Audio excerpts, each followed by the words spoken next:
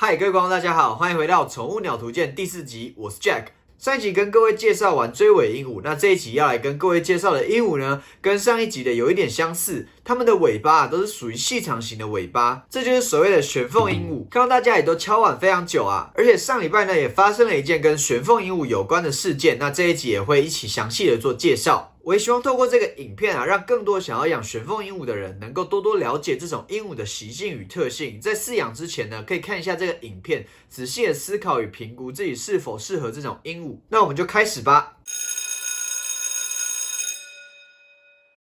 上礼拜因为有一个乡土剧套拍片的需求啊，所以饲养了一只白色的玄凤鹦鹉。在拍摄的途中，将玄凤鹦鹉重重的摔在地上，之后在大马路上啊翻滚2-3圈。这个预告的影片一出啊，马上就受到网络上的鸟友大家的挞伐与检举。先不论玄凤鹦鹉它的个性是怎么样，首先把一个动物因为拍戏的需求啊，重重的摔在地，有可能导致它身体上面的受伤，或者是心理上面的惊吓。更何况是玄凤鹦鹉这种个性啊非常胆小的鹦鹉，任何的地震或者是音量较大的情况都有可能会导致它受到强烈的惊吓。在惊吓的过程当中，在这个小笼子的环境，也有可能造成它的翅膀折到、骨折，或者是因为惊吓，它可能就会开始不吃东西等等，这些都是这件事情有可能会造成的影响以及后续的一些状况。在以前的戏剧当中啊，也有很多这种让动物加入戏剧演出的这些部分，这些本意啊其实是好的。但是我也是希望剧组呢，在饲养动物之前啊，也要仔细的评估，在你拍片的这个过程当中，你有没有办法好好的照顾这只鹦鹉？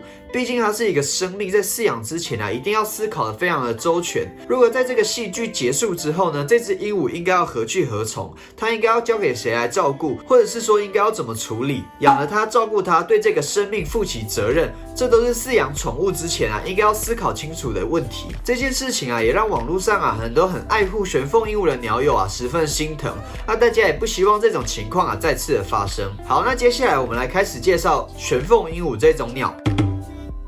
玄凤鹦鹉呢，它是凤头鹦鹉科里面的一种鸟类。什么是凤头鹦鹉科呢？一般的鹦鹉我们会把它分成鹦鹉科跟凤头鹦鹉科。凤头就是在指说它们的头部的冠羽啊，是有一点像鸡冠状，在紧张、兴奋或者是惊吓的时候，它会竖起的这种冠状的头羽。而这种鸟类也被称之为鸡尾鹦鹉。它呢，在日本的明治后期啊，开始被引进，而大家应该都可以看到它们的造型啊，十分的独特。它们红红的耳羽部分啊，日本人觉得这样的造型啊，非常像一种面具，而也因为这个原因而他们就有欧卡妹的这个艺名。而经过时间有可能有人在传达的过程中讲错，或者是把它精简化，而就开始有卡妹的这个称呼这个外号咯。这种鹦鹉啊是澳洲特有的一种凤头鹦鹉，它也是市面上非常常见的一种宠物鸟之一。所谓的卡妹它是生活在澳洲的内陆部分的地区，它大约在100-200年前开始被英国人带到欧洲、英国等地方在当时呢也引起一阵的旋风，大家非常喜欢这种鹦鹉来当做宠物鸟。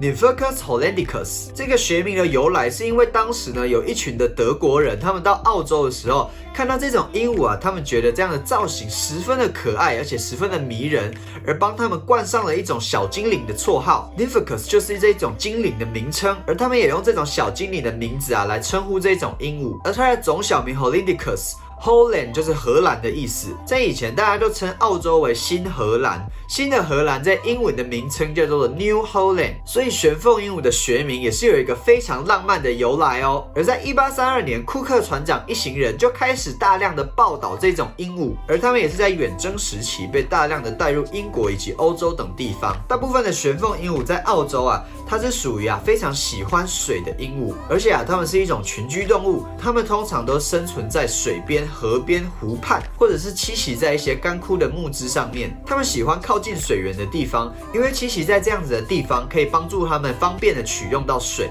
而这样子它也有办法有足够的水、方便的水让它们去喝，而且也让它们洗澡。大部分的玄凤鹦鹉它其实也都是很喜欢洗澡的哦。它们在野外呢，大部分都是在地面上觅食的。它们喜欢吃一些种子、一些细草、嫩草，然后还有一些树皮啦。除此之外呢，玄凤鹦鹉也会吃一些甲虫的幼虫以及部分的昆虫来帮助它们补充动物性蛋白质的部分。那再来，我们来开始认识玄凤鹦鹉。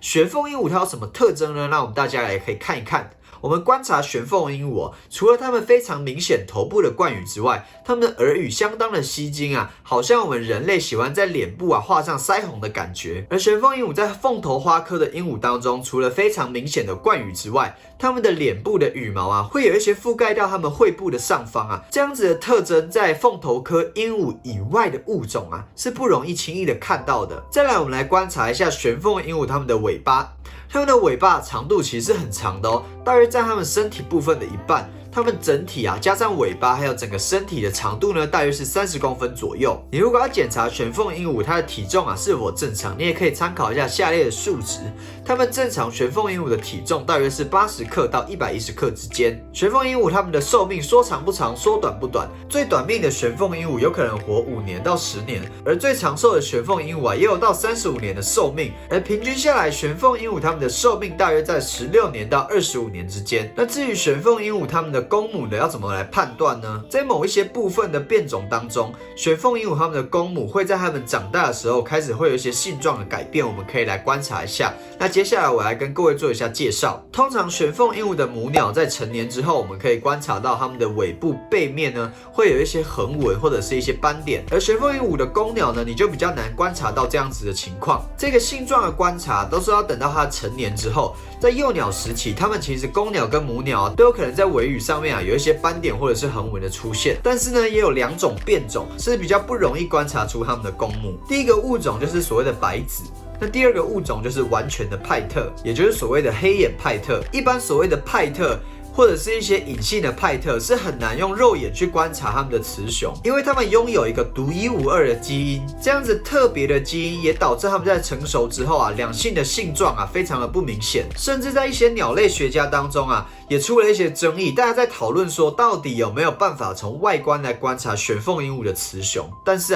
整体来说，我们来整体观察一下玄凤鹦鹉，它们的公鸟的颜色通常相较母鸟是比较鲜艳的，而且公鸟的叫声是属于比较婉转多变，而且喜欢吹口哨的。那当然，如果各位想要知道公母还是一样验 DNA 是最准确的玄凤鹦鹉为什么会成为一个非常流行的宠物鸟呢？当然，第一个，它们的外形是十分讨喜可爱的。那再来，它们的繁殖能力其实不差它们一次生蛋大约生4到6颗蛋，它们的蛋的大小差不多跟我们的拇指一样大。在交配过后差不多10天之后会生下第1颗蛋。它们生蛋有时候会隔一天，比如说2天才生1颗蛋。大多它们都是在生完第2颗蛋之后会开始有孵蛋抱卵的这种情况。它们的孵化期间是多久呢？差不多是19到22天左右。等到幼鸟孵化，在4个礼拜之间呢，它们都会育雏，它们都会照顾它们的幼鸟。而到2个月之后呢，幼鸟就会开始学飞离巢。公鸟的性成熟期会比母鸟来的久一点，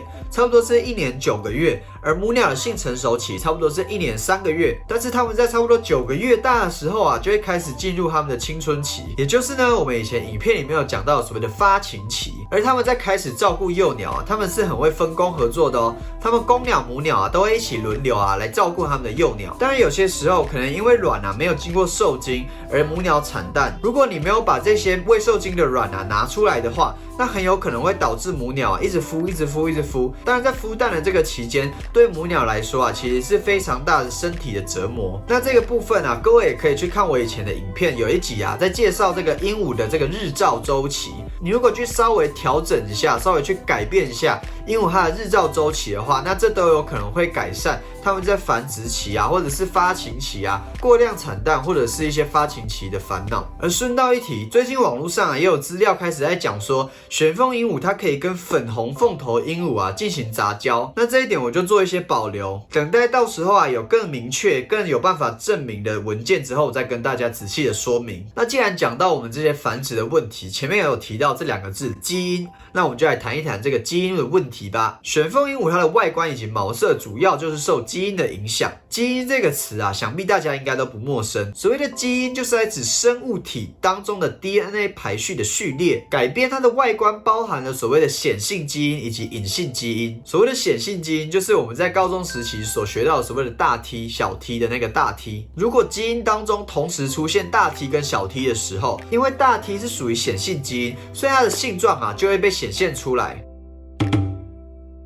原生种的玄凤鹦鹉，所谓的玄这个字啊，它其实就是在指黑色的意思。原生种的玄凤鹦鹉就是我们所谓的黑牛，公鸟的头部是奶油黄的颜色，而母鸟的头部的羽色是有点混黄色的灰头。而除此之外呢，母鸟它的翅膀底下会有一些斑点，而尾部呢，尾羽呢也有前面讲到的所谓的横纹，还有一些斑点。它们的灰色翅膀的外缘啊，有明显白色的羽毛，而它们两者都有橘红色的圆形出现在它们的脸颊两侧，这就是我们所谓的耳羽。公鸟的橘红色耳羽会比母鸟来的明显，来的鲜艳。这个基因当中啊，它在出现小 t 的时候，它们隐性的基因就会开始被表现出来哦。隐性的基因呢，在大环境中比较不容易被发现，因为当它的基因当中有显性基因的时候，很常就会把隐性的基因、隐性的性状给覆盖掉。所以当遗传法则到小 t 的时候啊，才会出现隐性基因的性状。例如所谓的白脸，白脸呢首次是出现在荷兰，白脸的公鸟在长大之后啊，脸部会完全变成白色的。如果这种白脸的基因跟黄化的玄凤鹦鹉做搭配，就有可能会出现白子的玄凤鹦鹉。白子它拥有全白的毛、红色的眼睛以及粉红色的脚。它们因为这种毛色啊相当的稀有，所以它们的价格啊也非常高、非常珍贵。但是在基因上面来讲啊，这种鹦鹉啊，它们因为缺少了杂交的优势，白子的身体状况以及它们的后代，它们在饲养上面呢，相较于其他原生种的鹦鹉啊，也比较没有那么强壮。所谓的显性基因跟隐性基因，它们会影响玄凤鹦鹉的毛色之外，它们在性联遗传上面啊，也是相当有趣的事情哦。依照性染色体啊，它们的遗传法则来看，鸡尾鹦鹉啊，它们的性染色体刚好跟人类相反。人的性染色体当中 ，XX 是女性，而 XY 是男性。而在玄凤鹦鹉的母鸟，它是带有 ZW 染色体，那公鸟它是带 WW 染色体。因此，公鸟它需要有成对的基因，而母鸟它只要有一个就可以了。那讲到性联遗传，跟性染色体有关的颜色有哪些呢？所谓的黄化这个物种，根据资料上来看啊，它最刚开始是在1958年出现于美国佛罗里达州的迈阿密。黄化是因为黑色素的缺乏，导致呢它们有白色的羽毛、黄色的头、红色的眼睛、红色的双颊，以及啊你可以观察到它们的鸟喙还有双腿啊是呈现粉红色的哦。那黄化玄凤，它们在冠羽后方啊也常常出现秃头的情况，那秃头也是跟基因的关系比较大。那经过遗传啊，它们在程度上面也会有差异。那最理想的情况还是没有秃斑比较好。那下一个要讲的是珍珠。珍珠这个品种最初是西德培育出来的，它是将灰色羽毛上面的黑色素褪去，而让黄色的斑点啊呈现扇贝状的分布。通常公的玄凤鹦鹉在6个月大之后啊，它们的珍珠斑纹就会慢慢褪去，然后慢慢变成原本的灰黑色。但是母鸟就不会咯。但是据说啊，现在也开始有一些改良的品种，他们去开始改良公珍珠，去抑制呢过多黑色素的制造。基因的部分呢，可能会有一些比较复杂一点。那我这边也是做一个最初步的介绍而已。如果你对基因或者是鹦鹉的毛色啊有兴趣的话，你想要知道更多基因的影片的话，也可以在底下留言区告诉我。那接下来我们就开始来讲解一下玄凤鹦鹉它的个性习性，你平常的照顾啊，它的饮食方面，还有我在网络上得到大家的一些建议，来跟大家做一些分享。玄凤鹦鹉的个性。为什么这个乡土剧呢会这么受网友的挞伐呢？除了最严重的虐待动物之外，玄凤鹦鹉它的个性是属于非常胆小的个性哦。相信大家在饲养玄凤鹦鹉之前啊，也要相当的了解啊，来去避免他们在生活上所会受到的一些惊吓。平时的玄凤鹦鹉它们也是很喜欢玩耍的，它们是属于那种温柔体贴型的鹦鹉，喜欢争宠。虽然说玄凤鹦鹉它的说话能力跟其他的鹦鹉相比啊，比较没有那么强，也几乎不太说话。但是玄凤鹦鹉的公鸟呢，它有一个十分特别的能力哦，这个能力是吹口哨。我觉得凤头鹦鹉科的鸟类啊，好像都拥有一个非常独特的音乐细胞。它们吹口哨的声音呢，你用细致、优雅这些形容词啊，也不为过。不知道大家有没有这种感觉哦？也欢迎各位在底下留言跟我分享。它们虽然平时啊温柔可爱，但是呢，它们生气起来其实也像个小恶魔一样哦。小小的嘴巴也是很喜欢去啃一些植物，家里种的盆栽等等。我在6、7年前啊，也有养过一只玄凤鹦鹉，当时的经验不够成熟，它后来不幸飞走了，然后没有找回来。想当初它从一只小只的幼鸟啊，羽毛都还没有长，都还没有抱羽管的时候就开始饲养，到它长大成为一只非常漂亮的母玄凤，珍珠玄凤。那对我来说，印象最深刻的就是它幼鸟时期的那个大鼻孔，想起来也是非常想念它。玄凤鹦鹉的母鸟啊，在我饲养下来啊，它的叫声并不大，只是早晨的时候啊，它的叫声可能会比较大大一些，然后各位也可以注意一下。但公鸟呢就不一定咯，尤其是在繁殖的期间，它们有保护巢的这种行为开始出现之后，在繁殖期，它们的叫声会比平常更加的洪亮，更加的巨大。你付出越多时间在玄凤鹦鹉上面，它们跟你的感情也会越来越好。如果你在看电视，可以把玄凤放在旁边，它们很喜欢排排站在一起看电视。但是玄凤鹦鹉它们有一个地方算是一个小缺点，就是它们的羽屑非常的多。它们在换羽期或者是平常在理毛的时候家里有时候就像下雪一样，它的羽屑真是会满天飞的那种。它们会产生羽屑是为了来保护它们的羽毛，但你们也可以多多让它洗澡避免一些羽湿产生。那玄凤鹦鹉日常的饮食主要是以谷物为主，你可以加一些稻谷啦、藜麦草籽然后适量的加一些小麻籽或葵花籽。葵花籽一天吃几颗就可以了。那墨鱼谷跟水果蔬菜的方面呢，大家也是每天都要提供，可以挂在笼子的旁边让玄凤自己去啄食。那推荐各位呢，给它的谷物尽量是多样，而且多变、新鲜确保他们每天都吃到4种以上的谷物。水果蔬菜的部分要注意一定要新鲜。你如果在天气比较热，夏天的时候你那个水果蔬菜如果放太久，鸟吃到的话呢，它就会可能产生它肠胃道的一些状况。那冬天你就把一些油脂比较高的谷物的部分，它的比例你可以提高一些，像葵瓜子的部分，你就多喂几颗，让它们度过寒冷的冬天。那我推荐各位，你如果养玄凤鹦鹉或者你想养的话，你可以去买那种小米穗。小米穗它的营养价值也蛮高的，而且它可以给他们拥有觅食的乐趣。你可以去看中研院的分析他们有 9.7% 的蛋白质， 1.7% 的脂肪，以及 77% 的碳水化合物。而且在每100克的小米当中，他们拥有 0.12 毫克的胡萝卜素，以及 0.66 毫克的维生素 B1， 还有 0.09 毫克的维生素 B2。他们也拥有一些微量元素，像是铁或者是钙。除此之外，你也可以准备一些滋养丸来当做辅助，作为另外一种食物的选择。那滋养丸的部分它就是包含很多鸟需要的营养需求，它被认为是非常完整的食物，完整均衡的食物。通常滋养丸它的组成是一些水果蔬菜、一些谷物、营养品、蛋白质以及矿物质。现在市面上有很多品牌可以做选择，那他们也会做出了不同的形状，有一些会添加色素，那我这边就比较不推荐大家去挑选。那你如果要选择滋养丸的话在买之前也要仔细的看它们的保存期限以及使用的方法。幼鸟呢比较容易接受滋养丸，你可以在它们断奶的时候慢慢教它们吃。但是它如果是成鸟，在接受滋养丸的部分可能就比较困难一些了。你可以依照滋养丸上面包装的说明慢慢转换，或者是你可以在网络上的社团问一些鸟友，问问看他们的看法，他们是用什么方法让他们鹦鹉学吃滋养丸的。你也可以选择一些适口性比较佳的滋养丸，你的鹦鹉也比较容易接受。有些人会把它磨碎，做成一些蛋米，或者是做成鹦鹉饼干，让鹦鹉更快的适应。那接下来接入鸟友的话，第一个我在网络上问鸟友的问题是：你们当初是为什么想要养玄凤呢？那这边来带大家看一下，其实大家好像也都是外貌协会大家在饲养之前其实很多人都是被他们可爱的外表吸引的那有 27.8% 的人呢，是因为朋友的送养或者是捡到。那第二高 13.9% 的人呢，是因为空间的考量，因为他们毕竟是属于中小型的鹦鹉，相较于中大型的鹦鹉他们的空间来说是会比较适合公寓，在空间上面比较有需求的人来做饲养。那这边挑出几个比较有趣的例子来跟大家分享。这个留言写他们被黄化玄凤可爱的腮红迷倒这个也很有趣它上面写说它会讨摸摸，然后头上又有一根，亲人又乖，而且体型不大。他们觉得腮红很可爱一直很想要养很久了。然后还有一个他说他从小就很喜欢鸟类，而且家里也养了很多鸟。他没有养过玄凤，有一次去鸟店逛街然后就不小心手滑了。那接下来进入第二个问题大家如果知道的话，也可以一样在留言区告诉我。那你们觉得玄凤鹦鹉跟其他的鹦鹉来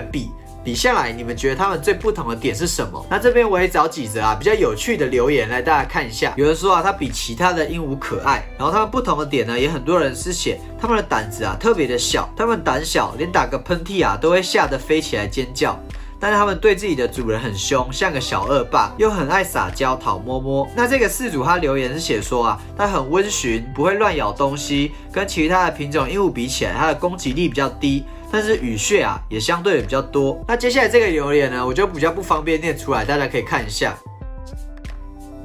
那接下来大家也觉得它们乖巧可爱、温驯，而且长相很秀气。那它们的招牌就是它们的腮红咯。那接下来进入第3个问题，你们在养了玄凤之后，遇到印象最深刻的事情是什么呢？那这个留言比较特别哦，他告诉大家，他的玄凤会叫自己的名字，然后一直黏着它。那有些鸟友也觉得他们在幼鸟的时间比较容易生病，他们聪明有灵性，很会撒娇、讨摸摸、贴心，而且会听他们说话。那有一个比较特别的点叫做夜惊。夜惊是什么呢？你们有没有一个经验，就是睡觉睡到一半，好像感觉自己要掉入一个洞里面的？那玄凤鹦鹉不一定是因为这样，有可能是因为外在的声音声响。但是我不是玄凤鹦鹉，我不知道他们的原因是什么。在饲养的经验下来他们真的有时候晚上会突然吓到掉下来。那这个要怎么处理呢？各位可以帮他们准备一个夜灯，让他们在夜晚的时候小小的灯光让他们比较有安全感。那这样也可以比较避免夜惊的情况，导致他们受伤等等。那这个留言蛮有趣的，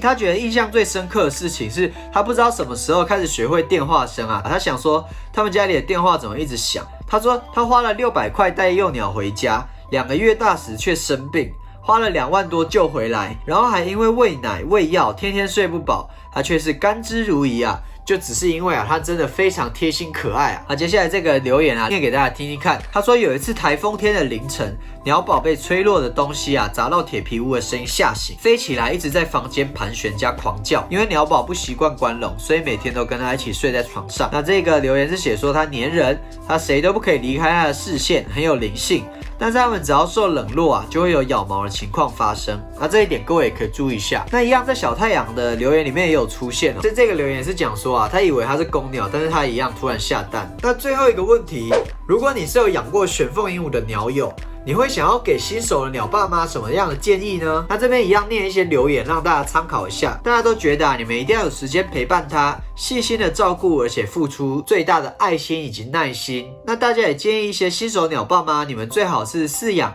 手养的玄凤鹦鹉，而且你可以养原生种或者是深色种，它们的身体会比较强壮。那这也跟前面的基因有关，原生种的基因的确会比一些白子、一些白化的玄凤鹦鹉、黄化的玄凤鹦鹉来的强壮很多。然后这个留言他告诉大家，玄凤跟一般的鹦鹉不同，需要大量的时间关心以及陪伴，它们很怕寂寞，很依赖主人。重点是幼鸟很难照顾，如果想要养幼鸟的话，建议从1个月已经开始学吃的幼鸟来接手。那也有一个鸟友觉得说它的叫声跟大型鹦鹉比起来其实不算什么，但是如果是住在小公寓小套房的话，它们的叫声很容易打扰到邻居而且羽屑的问题过敏的问题或者是爱干净的人一定要注意它们的羽屑超多，而且又超级爱理毛，每5分钟就理一次，羽屑就抖下来，每一次放风完他家里的房间到处都是雪雪花。那这个留言是告诉大家，它们的破坏力是很强大的，只要稍微不注意，任何东西都有可能会被它破坏。例如说你的手机保护贴、你的包包吊饰、你的充电线或者是家具等等。所以养之前一定要考虑清楚，如果有养到母的话呢，它会发情生蛋，这个时候有些母鸟会很凶，甚至连主人都咬到流血，那这一点也是要考虑的。那整合了以上的鸟友的意见呢，我来帮各位整理几点。第一个，你如果要饲养玄凤鹦鹉的话，你可以从它即将断奶的幼鸟，或者是找一些手养的成鸟来做饲养，而且你可以选择原生种黑牛会比较来的强壮。但第二个，玄凤鹦鹉它虽然说它跟大型的叫声比起来，它其实不算什么，但是呢，你如果是饲养在套房或者小公寓的话，有可能会造成邻居的困扰，所以叫声的问题也是你可以考虑的。那第三个，它们的羽屑是一个招牌问题它们的羽屑的问题其实很大的，它们每天都会产出非常大量的羽屑。那这一点，你如果有洁癖或者是呼吸道疾病比较敏感的人呢，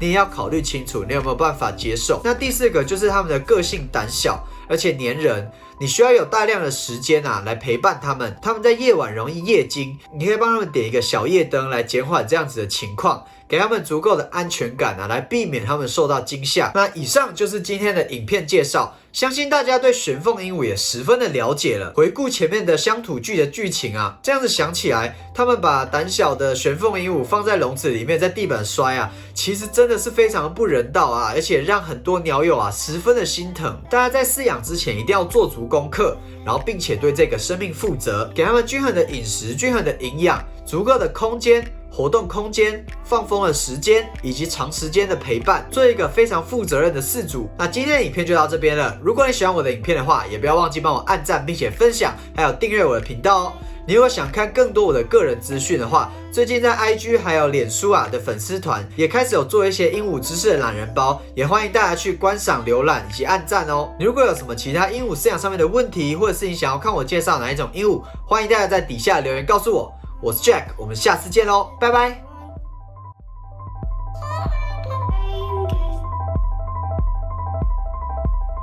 Just